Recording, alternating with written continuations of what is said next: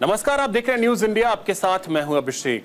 पंजाब के सीएम भगवंत मान का सुनाम दौरा। सीएम मान राज्य स्तरीय कार्यक्रम में शामिल हुए। शहीद उधम सिंह के स्मारक पर फूल चढ़ाए।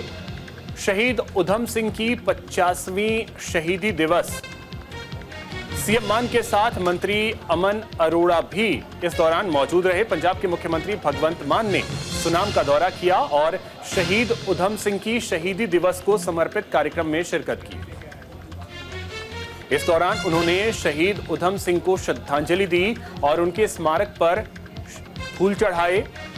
इस मौके पर उनके साथ सुनाम से विधायक और कैबिनेट मंत्री अमन अरोड़ा भी मौजूद रहे। कार्यक्रम के दौरान सीएम मान ने कहा कि 1200 बच्चों को सशस्त्र बल में प्रशिक्षित करने के लिए 28 करोड़ का प्रोजेक्ट लाया गया है और बच्चों को ड्रोन प्रशिक्षण भी मुफ्त में दिया जाएगा। वहीं संगरूर के गांव खेड़ी में स्थित 10 एकड़ के रोजगार प्रशिक्षण केंद्र को अपग्रेड किया जाएगा। जो बच्चे पुलिस या सीआरपीएफ में शामिल होना चाहते हैं उनके लिए उत्कृष्ट ट्रैक, हॉस्टल, वॉलीबॉल ग्राउंड और टेनिस के साथ विशेष मुफ्त प्रशिक्षण की व्यवस्था की जाएगी।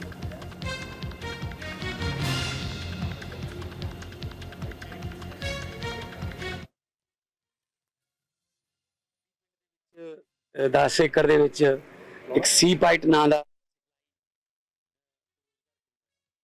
इत्थे बच्चों नूं जिहड़े आर्म फोर्स दे विच जाना चाहुंदे ने, पुलिस जाना चाहुंदे ने, सीआरपीएफ जाना चाहुंदे ने, इत्थे उन्हां दी ट्रेनिंग होगी और फ्री ऑफ कॉस्ट ट्रेनिंग होगी।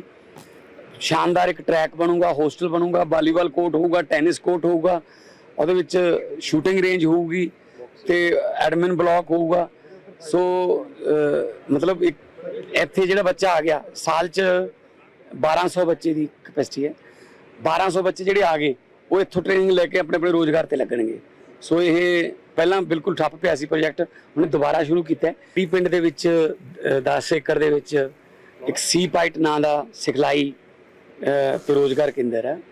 इत्थे बच्चों नूं जिहड़े आर्म फोर्स दे विच जाना चाहुंदे ने, पुलिस जाना चाहुंदे ने, सीआरपीएफ जाना चाहुंदे ने, इत्थे उन्हां दी ट्रेनिंग होगी और फ्री ऑफ कॉस्ट ट्रेनिंग होगी। शानदार एक ट्रैक बनूगा, हॉस्टल बनूगा, वॉलीबॉल कोर्ट होगा, टेनिस कोर्ट होगा, उहदे विच शूटिंग रेंज होगी ते एडमिन ब्लॉक होगा। सो हिमाचल प्रदेश के मुख्यमंत्री सुखविंदर सिंह सुक्खू ने राजभवन शिमला में राज्यपाल शिव प्रताप शुक्ल से मुलाकात की। इस दौरान अलग अलग विषयों पर विस्तार से चर्चा हुई। मुलाकात के बाद सीएम सुक्खू ने कहा कि हमने आज राज्यपाल से मुलाकात की है। प्रदेश में बारिश के बाद हुए नुकसान और बाकी विषयों पर चर्चा की। विधानसभा का सत्र शुरू होने वाला है और इसे लेकर भी तिथियों की जानकारी दी। साहब से हमारी मुलाकात हुई और हमने गवर्नर साहब से मुलाकात जो विधानसभा सेशन से पहले होती है उस संदर्भ में हमने उनसे बातचीत की और प्रदेश के बरसातों के बाद जो नुकसान है या कुछ और है उसके बारे में भी बातचीत की। तो निश्चित तौर पर एक औपचारिक मुलाकात थी और विधानसभा सेशन भी शुरू हो रहा है, उसकी तिथियों के बारे में भी उनको अवगत करवाया। धन्यवाद। चलिए एक और बड़ी खबर आपको बता दें। हिमाचल में ईडी की रेड का सिलसिला जारी है। कांग्रेस के 2 नेताओं के घर पर ईडी ने छापेमारी की है। फर्जी आयुष्मान कार्ड मामले में ईडी का ये एक्शन देखने को मिला है। आपको बता दें कि अस्पतालों पर स्कीम के नियमों का उल्लंघन का आरोप लगा है। प्रवर्तन निदेशालय यानी ईडी ने फर्जी आयुष्मान भारत आईडी कार्ड मामले से जुड़े मनी लॉन्ड्रिंग केस में छापा मारा। आपको बता दें कि कई अस्पतालों पर स्कीम के नियमों का उल्लंघन करने का आरोप लगा है। इस सिलसिले में हिमाचल प्रदेश के मुख्यमंत्री सुखविंदर सिंह सुक्खू के करीबियों के ठिकानों पर ईडी ने छापे मारे। जानकारी के मुताबिक ये रेड आयुष्मान भारत और हिम केयर स्कीम की गड़बड़ियों से भी जुड़ी हो सकती है।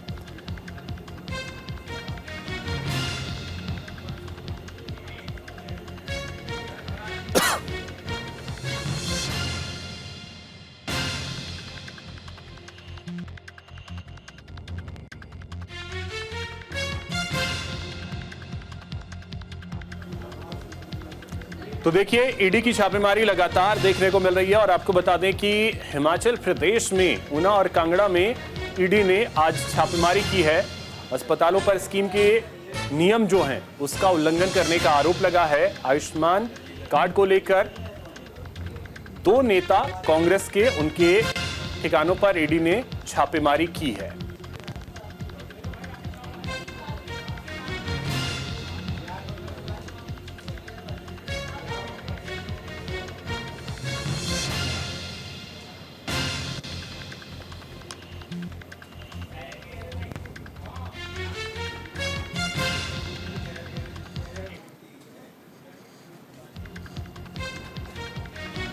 तो अधिक जानकारी के साथ सहयोगी राकेश छाबड़ा हमारे साथ जुड़ गए हैं। राकेश, क्या जानकारी, ईडी की छापेमारी हिमाचल प्रदेश में 2 जगहों पर? आपको बता दें कि जो है ईडी की छापेमारी कर रही है। आपको बता दें कि हरियाणा और हिमाचल में करीब 2 दर्जन के आसपास है जो छापेमारी की जा रही है। आपको बता दें कि जो कांग्रेस के 2 नेता हैं उनके ठिकानों पे छापेमारी की जा रही है। आयुष्मान में जो धांधली हुई थी उसको लेकर छापेमारी की जा रही है। और आपको बता दें कि ईडी ने जरूरी कागजात अपनी कस्टडी में ले ली है, लेकिन अभी पुख्ता जानकारी नहीं है कितनी धांधली है, क्या है, कैसे है, उसकी अभी जानकारी नहीं मिल पाई है। लेकिन आपको बता दें कि अभी भी जो है टीमें उनके ऑफिस और उनके जो नजदीकी हैं और उनको खंगाल रही है। और आपको बता दें ये दोनों ही नेता हैं जो है सुखविंदर सिंह सुक्खू के नजदीकी बताए जा रहे हैं। और ये कब तक होगा और क्या निकलता है ये आने वाली तस्वीरें बताएंगे। जी, मुद्दा क्या है, क्या, क्योंकि जो जानकारी शुरुआती निकल कर के सामने आई उसमें आयुष्मान कार्ड और प्रदेश की एक योजना, इन दोनों को लेकर के ये छापेमारी है, तो उसके बारे में अगर कोई जानकारी हो तो वो जरा बताइए।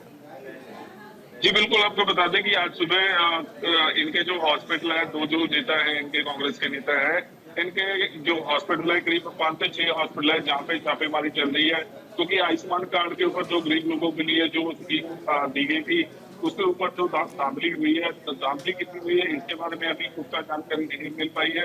लेकिन आपको बता दें कि ईडी ने जो जरूरी दस्तावेज है वो अपने हाथ में ले लिए हैं। और आपको बता दें कि अभी भी हरियाणा और हिमाचल में जो है उनके ठिकानों पर और हॉस्पिटल में छापेमारी चल रही है। और अभी भी जो है इन चीजों को डाल रही है, ये आने के बाद ही क्लियर हो पाएगा कि कितनी धांधली हुई है, क्या और क्या क्या निकल के आया है और कितने और लोग शामिल हैं, ये अभी निकल के आएगी और बड़े खुलासे हो सकते हैं। जी चलिए, बहुत शुक्रिया राकेश आपका तमाम जानकारी के लिए। एक और बड़ी खबर आपको बता दें, गुलाब चंद कटारिया ने राज्यपाल पद की शपथ ली है। हाईकोर्ट के चीफ जस्टिस शील नागू ने उन्हें शपथ दिलाई है। राजभवन के गुरु नानक ऑडिटोरियम में शपथ ग्रहण समारोह का आयोजन किया गया, जहां गुलाब चंद कटारिया को राज्यपाल पद की शपथ दिलवाई गई। आपको बता दें कि सीएम भगवंत मान भी इस दौरान मौजूद रहे। तो आपको बता दें कि हरियाणा के राज्यपाल बंडारू दत्तात्रेय भी इस दौरान मौजूद रहे। पंजाब के नए राज्यपाल और चंडीगढ़ के प्रशासक के रूप में गुलाब चंद कटारिया ने शपथ ली है। पंजाब एंड हरियाणा हाईकोर्ट के मुख्य न्यायाधीश ने कटारिया को राज्यपाल पद की शपथ दिलाई। इस मौके पर हरियाणा के राज्यपाल बंडारू दत्तात्रेय और पंजाब के मुख्यमंत्री भगवंत मान मौजूद रहे। शपथ ग्रहण के बाद राज्यपाल गुलाब चंद कटारिया ने कहा कि यह मेरा पहला दिन है, मुझे एक महत्वपूर्ण राज्य की जिम्मेदारी मिली है। मैं कैसा प्रदर्शन करूंगा यह 6 से 8 महीने बाद पता चलेगा, जब लोग और पार्टियां मेरे काम का विश्लेषण करेंगी। मैं एक अच्छे लोक सेवक के रूप में काम करने का प्रयास करूंगा। मैं सीमावर्ती इलाकों और सभी जिलों का दौरा जरूर करूंगा। वहीं मीडिया ने जब उनसे पूछा कि मुख्यमंत्री के साथ आपका रिश्ता कैसा रहेगा, इस पर कटारिया ने कहा कि यह समय बताएगा। बता दें कि शपथ ग्रहण समारोह से पहले सड़क से ट्रैफिक को डाइवर्ट किया गया और लोगों को इधर न आने की अपील की।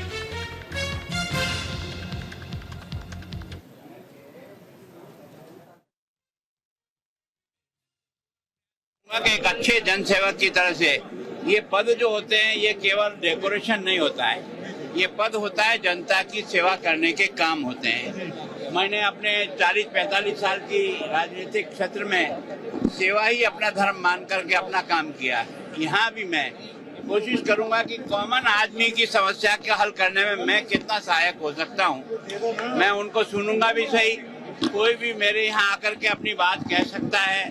उसको समझ करके जो सही होगा वो तो मदद कर दूंगा, और अगर सही नहीं होगा तो मदद मेरे यहाँ से संभव नहीं होगा। मैं मुबारकबाद देना चाहता हूं मैं गुलाब चंद कटारिया जी, जो नए गवर्नर आज से पंजाब में उन्होंने पदभार संभाला है और बहुत ही तजर्बा है उनके पास। 8 बार के विधायक रह चुके हैं, 1 बार के MP रह चुके हैं, मंत्री रह चुके हैं राजस्थान सरकार में, और असम के गवर्नर थे इससे पहले। तो उनका तजर्बा इस्तेमाल करेंगे और पंजाब के लोगों की भलाई के लिए मिलकर काम करेंगे। हरियाणा के सीएम नायब सिंह सैनी का सिरसा दौरा, तारा बाबा की कुटिया पहुंचकर सीएम सैनी ने मत्था टेका है। सिख संगत की ओर से पगड़ी पहनाकर उनका अभिनंदन किया गया। श्री चिल्ला साहिब में अखंड पाठ का भी आयोजन किया गया। तो हरियाणा के मुख्यमंत्री नायब सिंह सैनी ने आज सिरसा का दौरा किया। इस दौरान उन्होंने तय कार्यक्रम के अनुसार गुरुद्वारा श्री चिल्ला साहिब पहुंचे। मुख्यमंत्री सैनी ने गुरुद्वारा श्री चिल्ला साहिब पहुंचकर अरदास भी की। इस दौरान सिख संगत की ओर से उन्हें पगड़ी पहनाकर उनका अभिनंदन किया गया। बता दें कि नायब सिंह सैनी का सिरसा में यह 10 दिन में दूसरा दौरा है। वहीं उनके साथ सीएम नायब सिंह सैनी ने हरियाणा लोकहित पार्टी के अध्यक्ष और विधायक गोपाल कांडा से भी मुलाकात की। इस दौरान कैबिनेट मंत्री चौधरी रणजीत सिंह चौटाला, पूर्व सांसद डॉक्टर अशोक तंवर, पूर्व सांसद सुनीता दुग्गल सहित कई नेता मौजूद रहे।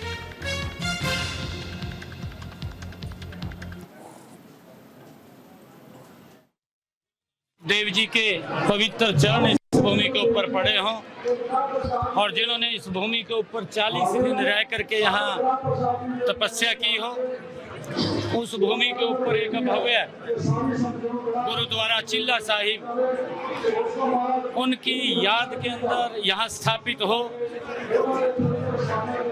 तो ये श्रद्धालुओं की भी ये लंबे समय से एक मांग थी कि जिस इस भूमि के ऊपर गुरुद्वारा चिल्ला साहिब स्थापित है और जिस भूमि के ऊपर गुरु नानक देव जी के चरण कमल यहाँ पर पड़े हों, हमने ये निर्णय कैबिनेट के अंदर लिया कि इस भूमि को गुरुद्वारा चिल्ला साहिब के नाम सह सम्मान वो दी जाएगी।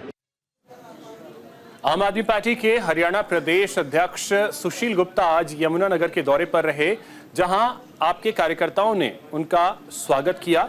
यमुनानगर की कम्युनिटी हॉल में कार्यकर्ताओं की मीटिंग का आयोजन किया गया, जिसमें सैकड़ों की संख्या में आम आदमी पार्टी ज्वाइन करने वाले लोग पहुंचे। इसी दौरान हमारी सहयोगी वीना अरोड़ा ने आम आदमी पार्टी के अध्यक्ष सुशील गुप्ता से खास बातचीत की। आम आदमी पार्टी के हरियाणा के प्रदेश अध्यक्ष सुशील गुप्ता हमारे साथ मौजूद हैं। अभी वो यमुनानगर में पहुंचे हैं एक मीटिंग की ज्वाइनिंग, कार्यकर्ताओं की ज्वाइनिंग के लिए। उनसे बातचीत करते हैं कि हरियाणा के 90 विधानसभाओं को लेकर उनकी तैयारी की है। सर, नमस्कार, न्यूज़ इंडिया चैनल पर आपका बहुत स्वागत है। अभी आप पहुंचे हैं आम आदमी पार्टी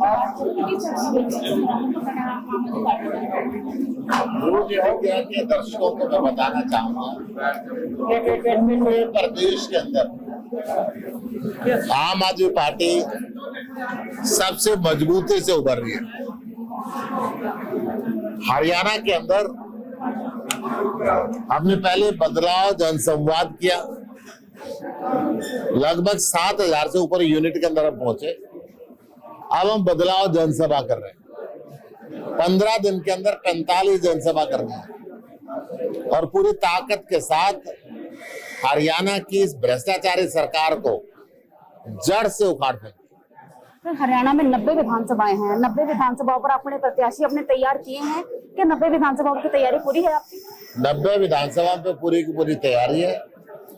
पूरा संघर्ष हम कर रहे हैं, पूरी मेहनत हम कर रहे हैं। जैसे हमने दिल्ली को बदला, जैसे पंजाब को बदला है, ऐसे हरियाणा बदलना है। हरियाणा के अंदर कई कई घंटे बिजली का कट लगता है और महंगे बिजली के बिल आते हैं। दिल्ली और पंजाब में बिजली फ्री है। हरियाणा के अंदर मेडिकल व्यवस्था ही नहीं है। दिल्ली और पंजाब में हम हर गांव के अंदर मेडिकल व्यवस्थाएं शुरू कर चुके हैं। युवकों को रोजगार दे रहे हैं। पुरानी पेंशन स्कीम लागू कर दी है। महिलाओं को 1000 रुपये महीना देने की बात की है। बस यात्रा मुफ्त है महिलाओं के लिए। अनेकों ऐसी वेलफेयर स्कीम है और उसके बाद भी प्रॉफिट का बजट है। हरियाणा में कुछ भी मुफ्त नहीं है और 50,000 करोड़ रुपए सालाना घाटा है। सर, चुनावों में कुछ ही समय बाकी है, ऐसे में अरविंद केजरीवाल अभी जेल में है, क्या उसका नुकसान विधानसभा चुनावों में हो सकता है? अरविंद केजरीवाल के शरीर को रोक कर रखा हुआ है, परंतु उसकी सोच को ये बीजेपी नहीं रोक सकती। आज लाखों अरविंद केजरीवाल पूरे हिंदुस्तान में घूम रहे हैं और वो चाहते हैं कि शिक्षित हिंदुस्तान हो, विकसित हिंदुस्तान। तो आपने देखा कि हरियाणा प्रदेश अध्यक्ष आम आदमी पार्टी के सुशील गुप्ता ने कहा कि अगर अरविंद केजरीवाल यहाँ पर मौजूद नहीं है, लेकिन उनके ना होते हुए भी अपनी जो पत्नी है सुनीता केजरीवाल, वो लगातार उनकी रणनीति के साथ आगे बढ़ती जा रही हैं। यमुनानगर से न्यूज़ इंडिया के लिए बीना अरोड़ा। दिल्ली गुरुग्राम एक्सप्रेसवे पर गुरुग्राम में एक तेज रफ्तार ट्रक ने बाइक सवार कांवड़ियों को कुचल दिया, जिसमें एक कांवड़िए की मौके पर ही मौत हो गई, जबकि 2 और कांवड़िए गंभीर रूप से घायल हो गए, जिन्हें अस्पताल में भर्ती करवाया गया। हादसे के बाद उनके साथी कांवड़ियों ने दिल्ली गुरुग्राम एक्सप्रेसवे को जाम कर दिया। जाम की सूचना पर पुलिस के कई अधिकारी कांवड़ियों को समझाने का प्रयास करते नजर आए। दिल्ली जयपुर हाईवे पर जाम की खबर के बाद से दिल्ली से जयपुर जाने वाले वाहनों को गुरुग्राम के राजीव चौक से ही डाइवर्ट कर दिया गया, जबकि जयपुर से दिल्ली आ रहे वाहनों को कुंडली मानेसर एक्सप्रेसवे और मानेसर के साथ लगे इलाकों से डाइवर्ट किया जा रहा है।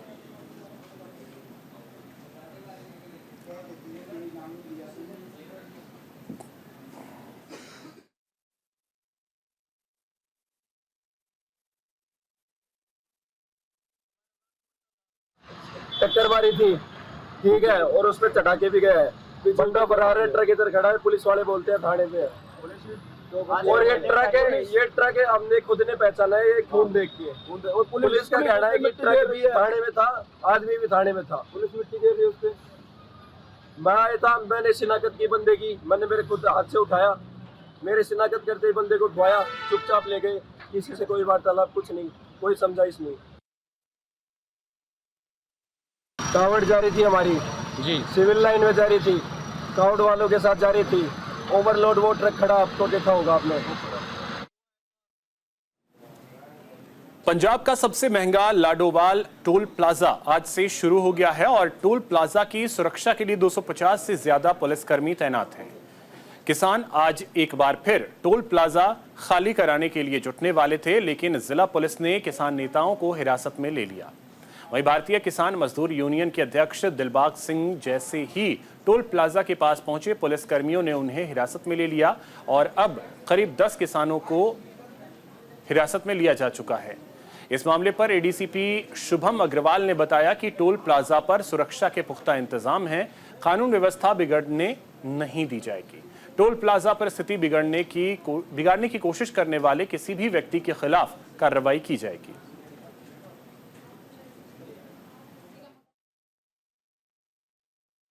कॉल दी थी किसान जथेबंदी ने बंद करने की, उस संबंधी जो लैंड ऑर्डर ड्यूटी लगी है, सिक्योरिटी अरेंजमेंट्स किए गए हैं, फोर्स तो ही देख रहे हो सारे पासे लगे है, माहौल बिल्कुल पीसफुल है, लैंड ऑर्डर कंट्रोल च वैरीफाई कर रहे हैं। ਤੁਹਾਨੂੰ ਉਹਦੇ ਡਿਟੇਲਸ ਬਾਅਦ ਡਿਟੇਲ ਤੁਹਾਨੂੰ ਦੱਸ ਦਿੰਦੇ ਆ ਕੀ ਗੱਲ ਹੋਈ ਹੈ, ਉੱਥੇ ਦੱਸ ਦਿੰਦੇ। ਇਹਨਾਂ ਦਾ ਮੇਨ ਆਗੂ ਇੱਕ ਦਿਲਬਾਗ ਸਿੰਘ ਸੀਗੇ, ਹੋਰ ਵੀ ਇਹਨਾਂ ਨੇ ਕਾਲ ਦਿੱਤੀ ਸੀ ਟੋਲ ਪਲਾਜ਼ਾ ਬੰਦ ਕਰਨ ਦੀ, ਉਸ ਸੰਬੰਧੀ ਜਿਹੜਾ ਅੱਜ ਸਾਰੀ ਸਿਕਿਉਰਿਟੀ ਅਰੇਂਜਮੈਂਟਸ ਕੀਤੇ ਆ ਤੇ ਬਾਕੀ ਤੁਹਾਨੂੰ ਬਾਕੀ ਜਿਹੜੀ ਡਿਟੇਲਸ ਵੀ ਪੁੱਛ ਰਹੇ ਵੈਰੀਫਾਈ ਕਰਕੇ।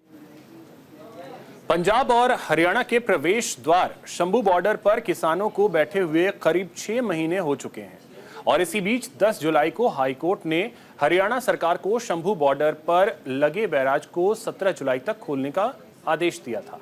हालांकि हाईकोर्ट के जारी आदेश के खिलाफ हरियाणा सरकार की ओर से सुप्रीम कोर्ट में याचिका दायर की गई थी, जिसमें हाईकोर्ट के फैसले पर रोक लगाने की मांग की गई, जिस पर 22 जुलाई को सुप्रीम कोर्ट ने फैसला सुनाना था, लेकिन 24 जुलाई को सुप्रीम कोर्ट के दिए गए फैसले में एक हफ्ते के अंदर एक कमेटी का गठन कर सुप्रीम कोर्ट में रिपोर्ट दाखिल करनी थी, लेकिन अभी तक कमेटी का गठन नहीं हुआ है। इसकी पुष्टि किसान संगठनों ने की है। वहीं किसान नेता सरवन सिंह पंधेर ने आज शंभू बॉर्डर से एक वीडियो जारी करते हुए ऐलान किया और कहा कि 1 अगस्त को पूरे देश के हर जिला और तहसील स्तर पर केंद्र सरकार के खिलाफ प्रदर्शन करेंगे। सरवन सिंह पंधेर इस समय शंभू बॉर्डर से बोल रहा हूँ। मेरे पीछे आप देख सकते हैं जो हरियाणा सरकार और केंद्र ने जो ये नशिवे शंभू का है, इसके ऊपर दीवारें निकाल रखी है, मेरे पीछे बैरिकेटिंग हुई है और इसकी वजह से जो पंजाब अथवा जो भी व्यापारी हैं, जो भी ट्रांसपोर्टर हैं और आम लोग हैं, उनको सुविधा आ रही है। और जो निर्णय हाई कोर्ट ने दिया था उसको हरियाणा सरकार ने सुप्रीम कोर्ट में चैलेंज कर दिया है। अब 1 अगस्त को जो हमारा कार्यक्रम है, जो पूरे देश भर में मोदी सरकार का अर्थी दहन करेंगे हम लोग, तो कल दोनों फोरमों ने ये निर्णय लिया, ये जिला हेडक्वार्टर पर और तहसील पद्धर पर हम लोग कर सकते हैं। मैं सरवण सिंह पंदेर इस उधर पंजाब के पटियाला से अजीबो-गरीब मामला सामने आया है, जहां चालान से बचने के लिए युवक थाने के अंदर घुस गए, लेकिन फिर भी पुलिस ने उसे गिरफ्तार कर लिया। आपको बता दें कि पटियाला पुलिस गाड़ियों की चेकिंग कर रही थी। उसी दौरान एक युवक कार में हूटर बजाते हुए आया, लेकिन पूछताछ करने के बाद जब पुलिस ने उसकी गाड़ी का चालान करने की कोशिश की तो वो भागकर थाने में घुस गया। पुलिस ने उसकी गाड़ी का चालान कर दिया। हालांकि युवक पुलिस को बताता रहा कि उसका भाई थाने में मुंशी है, लेकिन इस पर भी पुलिस ने उसकी एक नहीं सुनी।